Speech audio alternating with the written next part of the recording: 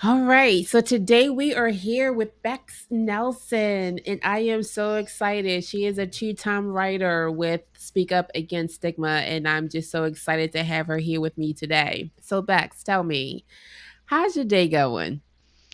Oh, I have to be honest, I'm pretty tired, but I got up, went to the gym, did some writing, so I think I'm doing okay today. Well, hey, you're doing all the right things, so you can't be mad about that. I That's recently right. heard someone say grace over guilt, grace over guilt, and that just like penetrated my heart because a lot of times we don't give ourselves enough grace, That is true. especially on the day to day. Even if we have a bad day, it's like, how could I have done something different or better? And we go down that rabbit hole. But grace over guilt, grace over guilt. Just remember that because that has helped me tremendously. It's funny, that's what I was writing about today. Not quite the grace over guilt, but more, you know, not being so self-critical and not being so, clouded over by shame, giving myself the self-compassion I need. That's amazing because that's what we're going to be talking about today is, like the stigma and how do we get into these moments, where the self-doubt overpowers us and, we kind of get in a space. So I'm glad that you brought that up. It's great. So tell me, why do you want to tell your story and speak up against stigma? I think my biggest motivator has been, I went from wanting to die constantly, suicidal ideation that produced action for years. I spent no less than 6 months out of a year for 3 years in hospital settings or residential settings to protect me from me. Um, and, in the past 6 years, I think I've only been away twice for a total of probably 3 months, which is pretty good for 6 years. um, but what I found in the past 6 years is healing that I never anticipated was possible. My goal was to be dead by the age of 40. It sounds like a pretty terrible goal, um, but I'm 42 and I'm alive and I'm thriving. And more than anything, I just want people to know that it's possible, that there's hope. That's amazing. And you definitely carry that same tone through your writing and giving people hope. So, in this story, we talk about your mental health and camping. Tell me about your newfound love camping. So, years and years and years ago, my family had a cabin in northern Michigan, up in Manistee. And so I spent a lot of time, almost like glamping because it was a cabin. And I loved it, but I guess one thing led to another. Life happened, husband, kid, you know, responsibilities, and I kind of gave up all of that stuff. And recently I realized that probably one of my biggest, I don't know, stressors was not being alone sometimes. Like I just needed to get out and be by myself. And uh, so often fear kept me from doing things that I wanted to do. And camping was one of those things that I had done several years ago. I hiked part of the Appalachian Trail, and I just realized that that was something I was passionate about that I hadn't given myself the grace to do on my own, and to, I guess, feel strong enough to do something so out there. Which I think a lot of people think, oh, it's just camping, but it's camping by myself out in the woods to a hike-in place. So it's not like I have a neighbor right next to me. And so it took some courage, it took some curiosity about what I thought I was capable of. Um, but it was more a show of how strong I can be, and something that I've always been passionate about, that I finally said, you know what, I'm just going to do it. Like, why am I waiting around to feel like I'm strong enough? Or why am I waiting around until I find someone who will do it with me? I can do it. Like that, I'm capable. So why not just do it? And now you're doing it because I'm Now following I'm you doing it. on Facebook and I see pictures of you camping, or taking walks, hikes.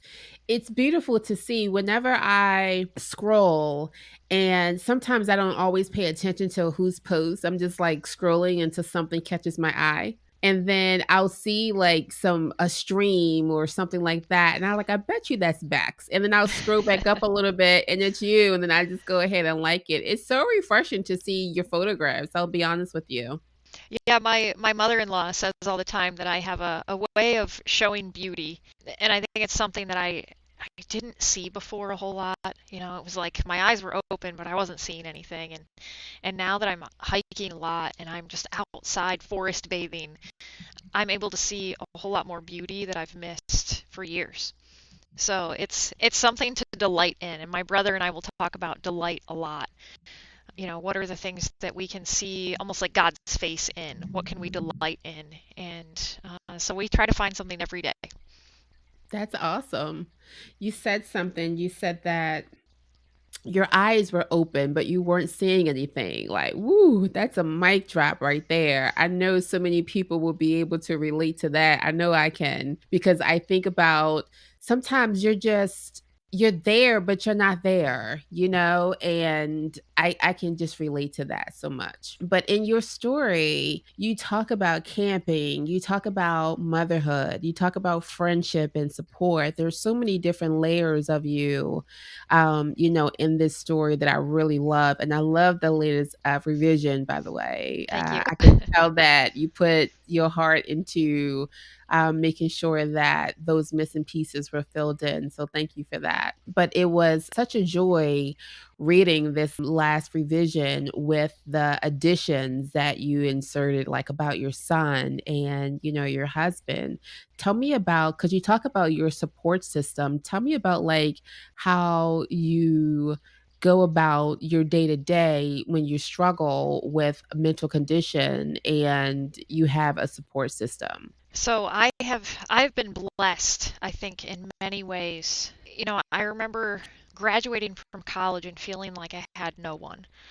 And in some ways, I had no one. I went from this huge community to a small living arrangement, and it was a totally drastic difference. And I think when I first became depressed again, I had moved. I kind of felt isolated, and I wasn't taking advantage of really any support group. And I have a long history of trauma, and so I tend to push people away more than I probably need to, but to the extent that I feel safe.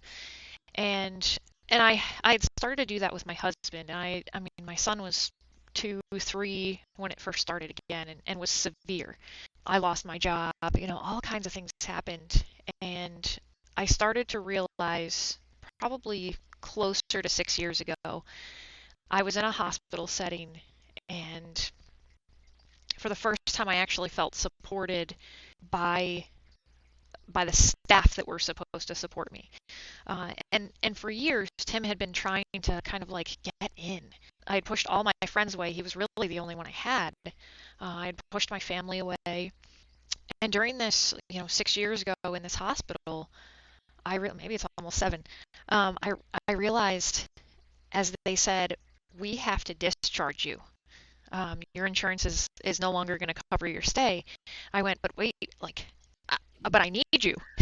Like, I don't have anybody else. What do I do? Yeah. That's like And anxiety provoking right there. You're like, wait yeah, a minute, wait, wait, wait. absolutely. And so truthfully, I freaked out. There was a really strong magnetic door. I tried to get out of it. Um, and and I was even asked, if you want to stay, why did you try to leave? And I think it was just panic. Um, but I left that place, and I came home, and I started with my new therapist, who I still see. And the first thing she started doing was trying to get me involved in these different groups. I went from yoga to meditation. She encouraged me to go to the gym. And through all of these things that I've done, I've built relationships. And so I have, the gym owner is one of the people who I would say probably helped save my life. I have a key to the gym. I have a key to the special room where all the powerlifting equipment is. Um, Wow. and the meditation instructor has become one of my best friends. I go out to coffee with her probably once, at least every other week. Had an extensive conversation with her just today. And then, my husband, through marriage counseling, he and I are learning to become best friends again. We're learning to have this relationship where I'm not trying to shove him away and protect myself. I'm trying to draw him and my son in to have this relationship that I have missed out on.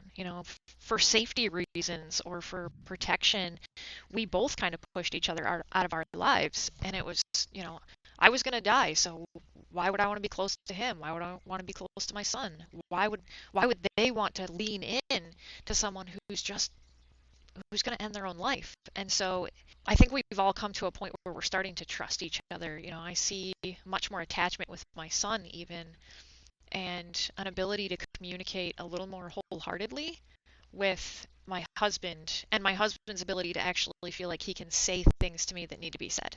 That's amazing.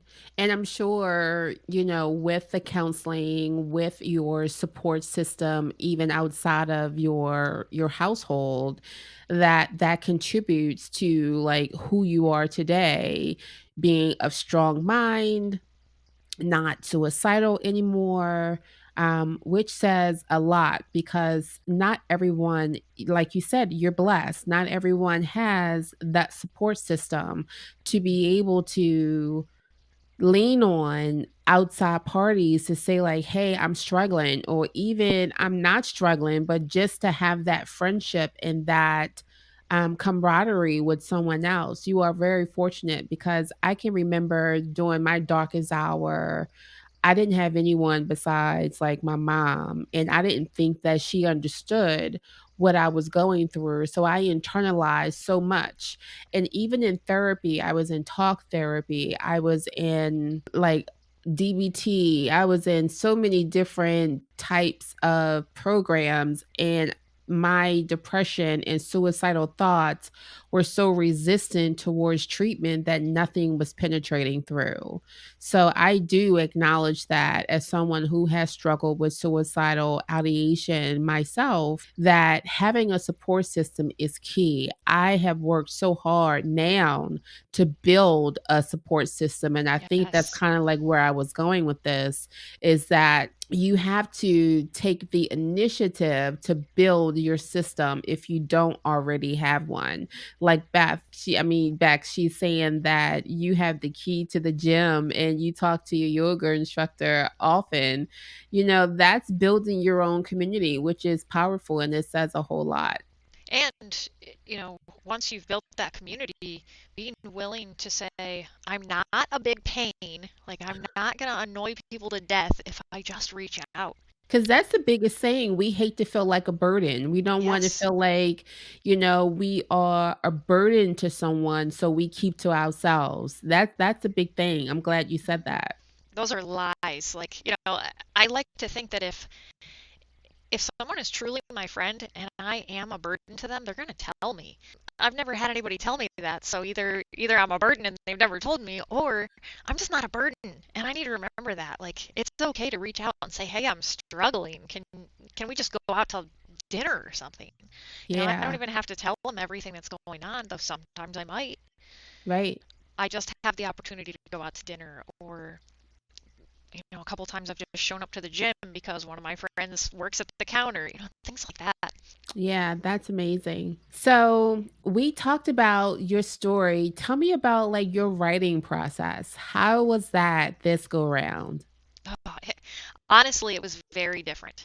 The first time I think I was feeling inspired, and this time I had total writer's block. And a friend of mine who is Amelia Zachary, she reached out and said, "Hey, are you gonna write this time?" And I said, "I don't know. I have such a horrible writer's block. I can't come up with anything." And so we had a brief conversation. I was like, "Okay, I think I could actually come up with something." So what I submitted to you initially, I hated. It was like an idea. It was kind of like, for lack of a better term, vomit on a page. And I'm so thankful that you saw the potential in that, because I was able to make a revision that I felt much happier with. And through the through the work and through the edits, I have found kind of my voice in my writing. So a much harder process, but I feel as though I got exactly where I needed to go and articulated what was important. Yeah, you definitely pulled it off. You It know, was a little shaky there for a while, I thought. just a little bit. Yeah. But we pulled it off. We pulled it off. We were able to work out some of the details, and you did it so beautifully. I'm really proud of the end result, and you should be too.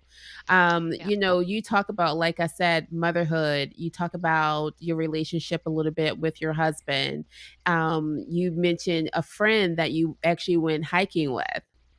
And that was very interesting and pleasant to read. The language is so beautiful, the way that you articulate and express yourself on the page. It's like I can't get enough of the rawness and transparency that you pour on the page, because when you're talking about mental health, when you're talking about something that can really impact someone else's life, it's not like you pick up a novel and, whatever the story is, the story is, and not to diminish those type of stories, but when you're people who are picking up this book, Speak Up Against Stigma, they're picking up this book for a reason, because they're hurting, because they feel isolated, because they don't feel supported in their own environment, in their Mhm. support systems that they don't have. And so it's very impactful for me as a publisher to say, like, we have to put all of our feelings on the page, even if it hurts, even if it bleeds a little bit, because we understand, and being in a position of being powerless and disempowered, how empowering it is to write, and to write about something that we're on the other side of, so we can help someone else in their journey feel less alone. Then I think we've done a good job, and we're on our second volume, so I'm going to say we're doing a good job. I think so. Yeah, absolutely. So tell me, what else do you want to share with people who may be listening to your story and wondering, like, hey, I don't have a support system, or I was once suicidal, maybe I am suicidal, or feeling depressed or sad. What is something that you want to say to a listener right now? One of the things I wrote about that I find to be key is resourcing. We all start where we start. And so, I started at ground zero. I had nothing. I had no friends. I had very few resources. I was constantly stuck in fight or flight. And I started where I was. And for me, and even what I wrote about was that means I need to reach out to a professional.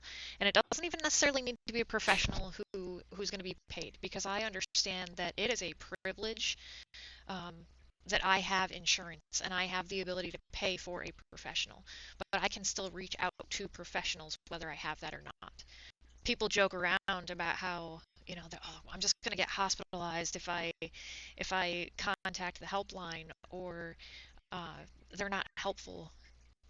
They can be, and I've used them multiple times. Uh, Surprisingly, as many times as I've been hospitalized, it was never by them. So, reaching out exactly where we are. If that means somebody who we don't know that we just have to text or call, that's what it is. If that means we have to admit ourselves into a hospital, that's something else.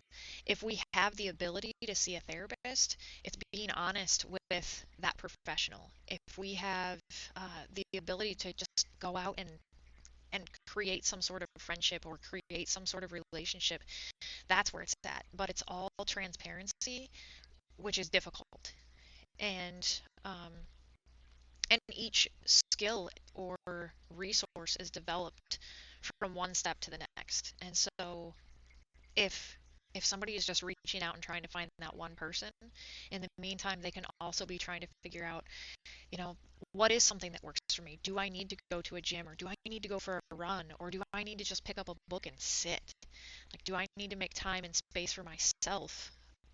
Very early on, one of my biggest problems was the inability to sit. I was working nonstop and I was stressed out. And the fact that I was sitting in fight or flight all the time and didn't make time for myself only made matters worse. So there are so many different things, but I think the initial thing is listening to where you are and asking, what do I need right now? Do I need to call someone? Do I need to sit? Do I need to eat? Sometimes that's very basic. I need to take a nap. I need to eat. I need to drink some water, and I need to move. So All things it's that are so important. yeah, You hit the nail it's on the head with basic. that. Well, thank you, Bex, for sharing your story and being so transparent, open, and honest with me today. I'm sure the listeners will be appreciative as well. I look forward to this airing so that other people can get a taste of you just like I have because you're just so edible. Thank you. Like, I mean that in a good way, of course. I mean, I eat up my own words sometimes too, so more in a, oh, I should probably pay attention to what I'm saying.